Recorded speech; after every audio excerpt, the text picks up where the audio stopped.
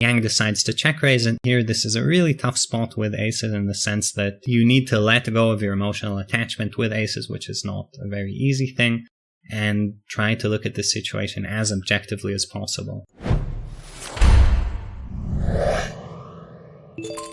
Hey everyone, this is Rui for Guerrilla Poker. Today I'm going to cover a big hand that was played at Live at the Bike. I haven't done one of these in a while, so hope you guys enjoy it. I'm going to try to fit in as much strategy as I can. First thing to discuss about a hand is always preflop. This is why at Guerrilla Poker we sell preflop charts. Preflop is extremely important, and I think it's good to start out by saying of the 4 players who are seeing the flop, which of these 4 players is playing with a preflop chart? Maria opening with aces under the gun doesn't contradict anything in any chart.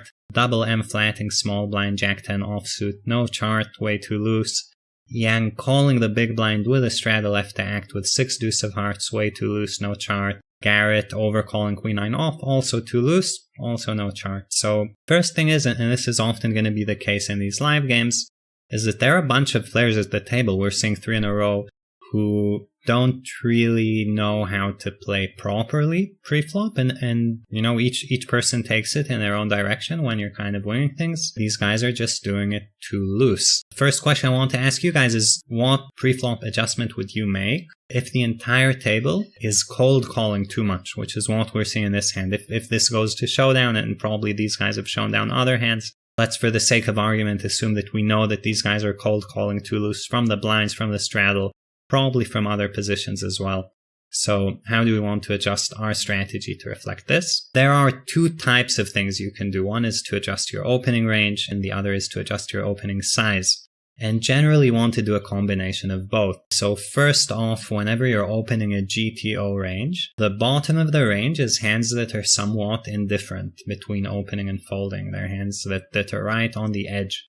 And if you widen the table's cold call range, those hands actually should not be opening. And these are often hands like from an early position, maybe Jack 8 suited, 6-5 suited, King 10 offsuit, those types of that kind of relative hand string that relies a lot on preflop fold equity in order to make itself a plus EV open, maybe King 6 suited, those kind of hands. So I would take those out.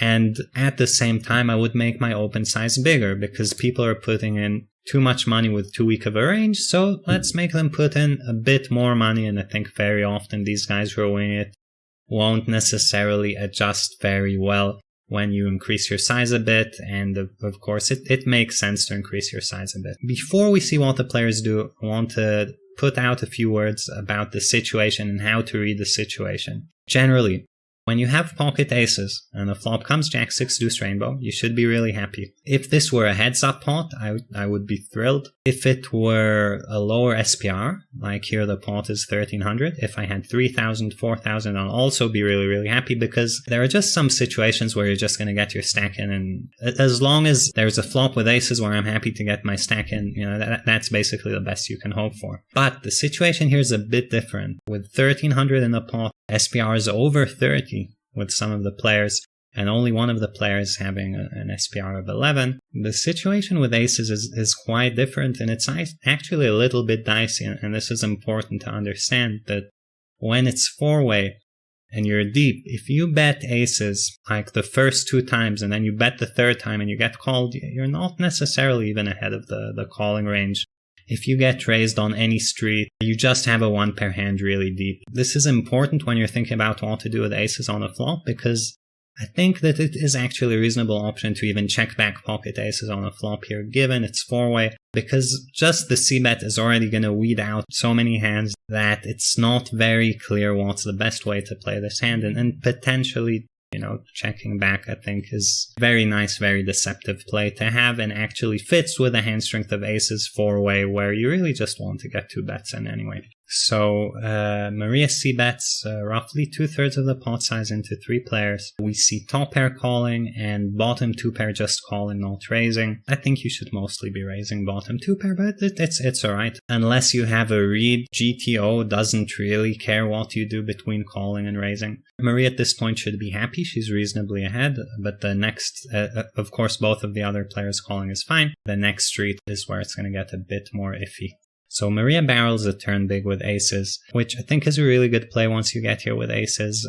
If you check back the turn, it's not very clear if anything good is going to happen on the river. Checking back would be okay too, but you get some protection. And here, first of all, we see Jack 10 offsuit fold.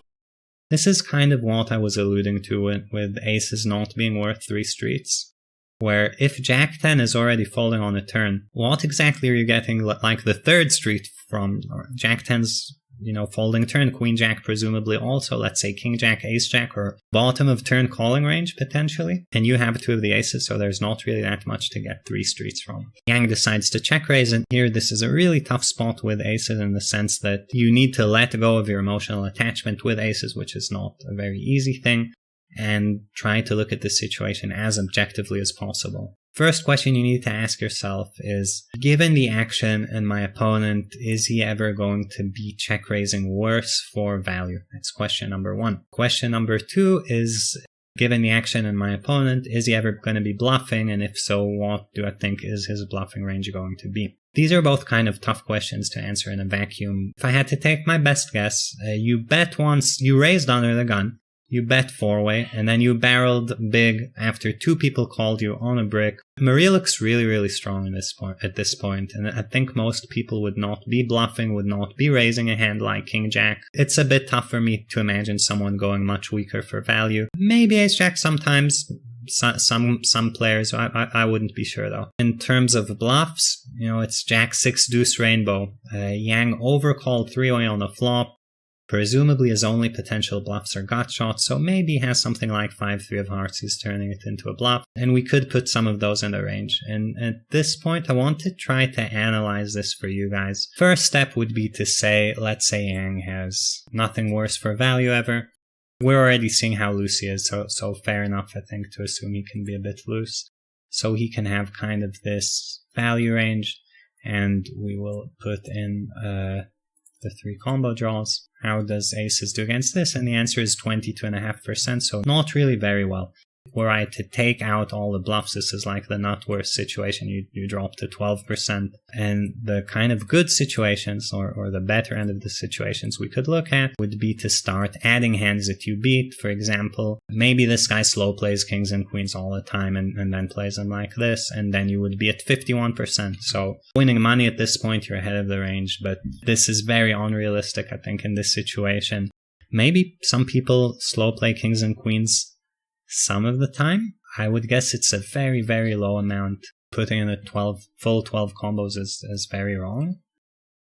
I think at most, like, to respect the chance of this happening, I would put in like 1 combo of queens, and maybe put in, rather than 9 combos of ace jack offsuit, I would cut that down to maybe 4 combos of ace jack offsuit. To me, this is the most optimistic, realistic scenario without having reads, and here you're at roughly 31%. I don't think ace jack goes for this play at a high frequency. Of course, you could say, well, all these 2-pair plus, they might fast play earlier, etc. And doing these kind of trade-offs when you're analyzing a situation is always going to be a bit tough. For example, maybe last example, we could say, I think he would slow play only sets in the occasional 2-pair, so we reduce the value range, we leave all the bluffs in, which is also misleading in my opinion, because the bluffs will not bluff 100% of the time. Either way, you guys are seeing I'm kind of playing around with Equilab, getting some numbers, getting an intuition for the spot. Overall, to me, it doesn't look very good with aces, barring some kind of read about the player.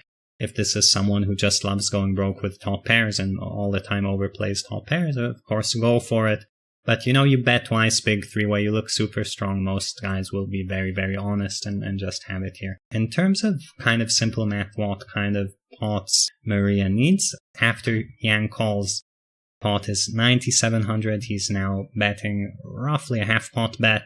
So to just call this bet, you would need 25% or higher equity, but given there's not much money behind it and you're probably putting your stack in and putting in the additional 5k, it's more like a pot-sized bet where you need more like 33% equity. To me, this seems like a fold, where the key to understanding the situation is to see the action, to understand how strong you look, and to properly judge the thresholds for stacking off for the other players. If Yang is the guy who's like, I don't have that much left, let's just stick in top pair, go for it. And if he isn't, you don't. And that's basically, like we said, 2 questions. Is the guy ever going worse for value? And is he bluffing, and with what? There are not enough bluffs here really to justify calling due to bluff. So it's all about how often is he going worse for value. Maria ended up stacking off. I can't judge personally whether this play is good or not good, given I don't know Yang's game enough. He's certainly a loose player. You guys who've maybe watched the Live at the Bike stream a bit more than me should be able to tell better. Is this the guy who's suddenly,